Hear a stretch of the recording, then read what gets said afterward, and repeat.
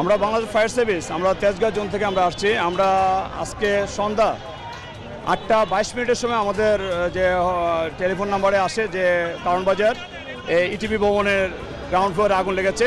সেই মর্মে আমরা ঘটনাস্থল থেকে আমরা তেজগাঁও ফায়ার স্টেশনে আমরা যখন এই আগুনের মেসেজ পাই তখন বাজে হলো সন্ধ্যা 8:22। এই সন্ধ্যা 8:22 সময় আমরা সংবাদ পাওয়ার সাথে সাথে 30 সেকেন্ডে আমাদের 2টা ইউনিট আমার নেতৃত্বে আমি নিয়ে বের হই। আমরা ইতিমধ্যে 8:33 অর্থাৎ 10 মিনিটের মধ্যে আমরা ঘটনাস্থলে পৌঁছে দেখি যে আমাদের এই যে ইটিভি ভবনের যে গ্রাউন্ড ফ্লোরে মানে আগুনের লেলিয়ান শিখা দেখতে পাচ্ছি, ধাউ ধাউ করে আগুন জ্বলতেছে এবং আগুনের লেলিয়ান শিখা বেড়ে যাচ্ছে।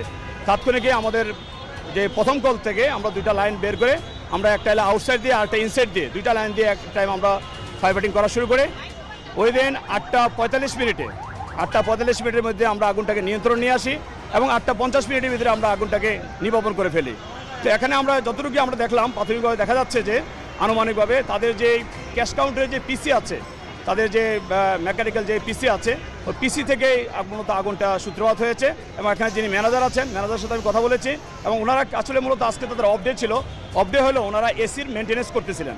এসি মেনটেন্যান্স করে মাত্র ওনারা বাইরে গিয়েছেন আর ততক্ষণে এই আগুনটা লেগে যায়। তো ওনারা প্রাথমিকভাবে চেষ্টা করেছেন বিভিন্ন ধরনের ফায়ার এক্সটিংগুইশার দিয়ে আগুনটাকে নির্বাপন করার, তো বাট ওনারা পারে নাই। আগুনটা যখন বেড়ে যায় আমাদের কাছে ততক্ষণে ফোন চলে যায়, আমরা চলে আসি, এসে আমরা আগুনটাকে সম্পূর্ণভাবে নির্বাপন করি।